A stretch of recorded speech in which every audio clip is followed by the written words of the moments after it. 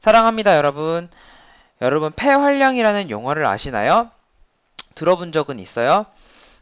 폐활량은요, 우리가 공기를 최대로 들이마시고 최대로 내뱉을 때의 공기의 양이라고 합니다. 폐활량은 우리가 운동을 통해서 증가될 수 있는데요. 마라톤이나 수영을 이제 오래 한 사람은 폐활량이 증가된다고 해요. 오늘은 호흡에 대해서 공부하도록 하겠습니다. 오늘의 학습 목표는요. 호흡기관의 구조를 우리가 먼저 한번 살펴볼 거고요. 그 구조와 기능을 볼 것입니다. 그리고 두 번째로 호흡 운동의 원리를 설명할 수 있다인데요.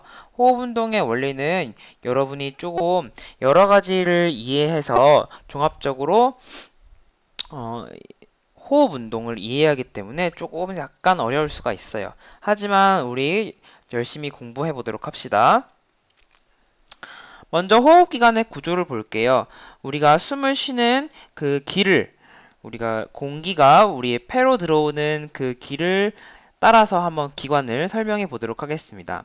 자, 일단 우리가 코로 숨을 쉬죠. 때로는 입으로 숨을 쉬는 사람도 있겠지만 대부분은 이제 코로 숨을 쉴 겁니다. 공기가 이렇게 들어옵니다. 자, 그러면은 이제 우리가 여기는 안 나왔지만 기도라는 곳을 통해서 이제 첫 번째로 만나는 곳이 바로 기관인데요. 공기 기자 그리고 관자를 써서요. 기관이라고 부릅니다. 공기의 이동 통로죠. 그래서 기관을 따라서 이제 공기가 계속 들어오면요. 두 갈래 길이 나와요. 폐가 양쪽에 있기 때문이에요. 이렇게 두 갈래 길처럼 기관이 이제 더 세분화돼서 여러 가지 갈래로 나누어지는 그 구조를 바로 기관지라고 합니다. 자, 이것이 더 얇게 나누어지면요. 세기관지라고 해요. 세발 낙지할 때 그 세자가 바로 이 세자입니다. 아주 다리가 가는 낙지를 세발 낙지라고 해요. 기관지도 마찬가지. 세기관지라고 합니다. 자, 세기관지 끝에는요. 이렇게 폐포가 달려 있어요. 어떻게 보면은 여기 속에 빈 공간인데요. 이 속에 빈 공간이 폐포가 이렇게 여러 개가 뭉쳐서 이렇게 폐를 이룬다는 것을 여러분이 알고 있으면 돼요. 아, 그래서 폐는 한 덩어리로 이루어져 있는 것이 아니라 여러 개의 폐포가 모여서 이루어져 있구나라고 생각을 하면 되고, 이렇게 폐포가 여러 개로 이제 작게 작게 구성돼서 모여 있는 이유는 표면적을 넓혀주기 위해서예요. 표면적을 넓히면은 이제 기체와 닿는 면적을 더 넓혀줄 수가 있기 때문에 기체 교환이 효율적으로 일어날 수 있다고 합니다. 그래서 표면적을 넓혀주는 역할을 한다. 여러분 알고 있으면 되겠습니다. 자, 그러면은 이제 우리가 호흡기관을 어느 정도 봤는데요. 여기에 좀 특이한 게 있네요. 폐포는요, 주변에 폐모세혈관으로 둘러싸여 있어요. 모세혈관에서 우리 어떤 기능을 한다 그랬죠? 모세혈관은 조직세포와 물질 교환이 있다. 그러면은 이 폐에서도, 폐포에서도 모세혈관이 있다는 것은 뭔가 물질 교환이 일어난다는 것인데, 우리 호흡에서 어떤 물질 교환이 일어나는지는 다음 시간에 알아보도록 합시다. 여기에는 이제 폐동맥, 그리고 폐정맥, 잠깐 복습해 볼까요? 동맥, 심장에서 나오는 혈액이 흐르는 혈관입니다. 그래서 폐로 들어오기 때문에 폐동맥이고요. 이제 뭔가 물질 교환을 마치고 이제 심장으로 들어가는 거죠. 그래서 폐정맥입니다. 자, 이렇게 연결되어 있고요. 자, 여기에는 나오지 않은 몇 가지 구조를 더 다음 그림에서 보도록 하겠습니다. 자, 이게 옆 사진인데요. 자, 여기 앞에는 뼈가 안 나왔죠. 그죠? 자, 우리 이 심장과 이 폐는 연약해요. 그렇기 때문에 아주 강력한 갈비뼈라는 구조가 보호하고 있습니다. 그래서 갈비뼈가 이렇게 있고요. 그 다음에 밑에는 이 가로막이라는 게 있어요. 이 가로막은 횡격막이라고도 하는데, 이 가로막 위에 이제 자, 이렇게 생각하면 됩니다. 여기가요, 이렇게 가로막으로 이제 둘러싸여 있어요. 이렇게, 자, 이 밑에가 가로막이고요. 자, 이 옆에는 이제 다른 막으로 가슴막이라는 걸로 둘러싸여 있어요. 자, 이쪽은 이제 가슴막이고요. 자, 이거는 이제 구조가 안 나왔죠. 그냥 선생님이 부연적으로 설명해 주는 겁니다. 시험엔 안 나와요. 자, 가슴막이라는 걸로 둘러싸여 있어서 지금 이 공간 있죠. 사이 공간. 이 공간에는 공기가 통하지 않지만 이 폐로는 공기가 들어가요. 그래서 폐랑 가슴막 사이에 공간, 그리고 폐랑 이제 가로막으로 이제 둘러싸여 있기 때문에 자, 이 공간이 비죠. 자, 이 공간을 뭐라고 하냐면 흉곽이라고 합니다. 자, 이 흉곽은 여러분이 알아두셔야 됩니다. 그래서 갈비뼈와 가로막으로 둘러싸여 있는 갈비뼈와 가로막, 가슴막으로 둘러싸여 있는 이 부분이 바로 흉곽이구나. 그래서 이 구조에서는요, 갈비뼈, 가로막, 그리고 흉곽 이 세 부분을 여러분이 알고 있으면 돼요. 가로막은 평소에는 이렇게 올라와 있는 구조로 되어 있습니다.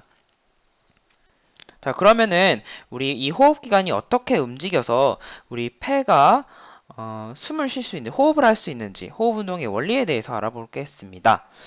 자, 일단 기본적으로 여러분이 알고 넘어가야 될 게 있어요. 자, 이 호흡을 하는 주체인 폐는요. 자, 폐는 자, 딱 못을 박아 놓겠습니다. 자, 폐는 근육이 없습니다. 그러면은 스스로 커졌다 작아졌다 하면서 공기가 들어왔다 나갔다 할 수가 없는 거예요. 그래서 폐는 스스로 움직일 수 없다. 왜냐? 근육이 없기 때문에 이것을 여러분 꼭 염두에 두고 자, 호흡 운동의 원리 그럼 어디서부터 시작하나? 자, 여기 왼쪽 그림은 공기가 들어오는 거죠. 공기가 들어오는 것을 이렇게 들숨이라고 해요. 들숨. 공기가 들어온다. 숨을 들이쉰다. 그래서 들숨이라고 하는데 자, 어디서부터 시작되는지 볼게요. 자, 폐는 근육이 없다고 했죠. 그러면은 누가 도대체 폐를 움직이게 하는 것인가? 자, 폐는 수동적으로 움직입니다. 숨을 들이셔 보세요. 그러면 가슴이 올라가는 걸 느낄 수 있죠. 그것은 바로 갈비뼈가 올라가는 것입니다.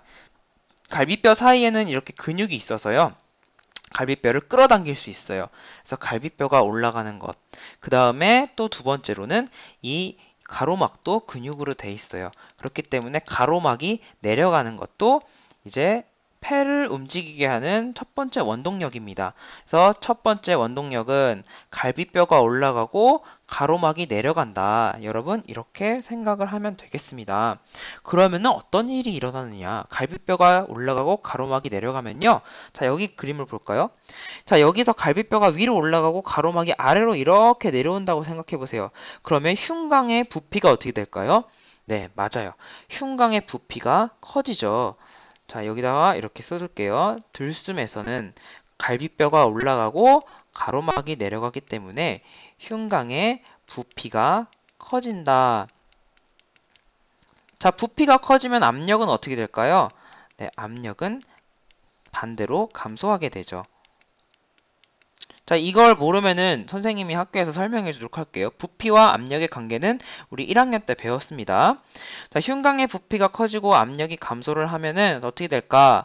자, 여기는 지금 아무것도 이제 공기가 통하지 않는 부분인데 이렇게 갑자기 압력이 감소를 하면 폐가 받는 압력도 감소를 합니다.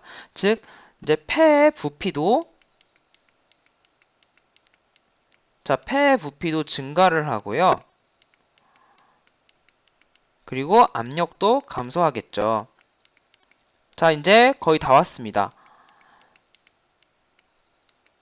자, 처음에 갈비뼈가 올라가고 가로막이 내려가서 흉곽의 부피와 압력이 이제 변하게 되고요. 그럼에 따라서 이제 폐 부피와 압력이 부피가 증가하고 압력이 감소를 하게 됩니다. 그러면 결론적으로 어떻게 되냐? 자, 이 공기 밖에는 기압이 작용을 하죠. 대기압이라고 하는데요.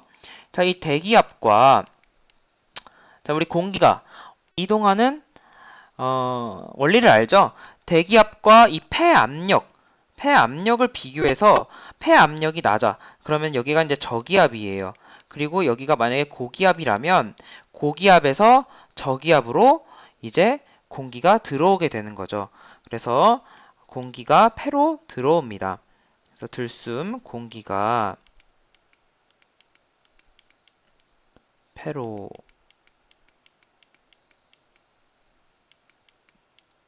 들어오게 되는 것이죠. 이게 들숨입니다. 날숨은 반대예요. 우리 날숨은 학교에서 공부해 보도록 하고요. 그래서 수업 시간에는 뭐를 할 거냐? 우리 폐활량을 직접 한번 측정해 보도록 하겠습니다. 그리고요, 호흡 운동의 원리가 이제 어렵기 때문에요. 이것을 모형을 통해서 우리가 한번 알아보도록 하겠습니다. 오늘 수업하느라 고생했습니다. 수고했습니다.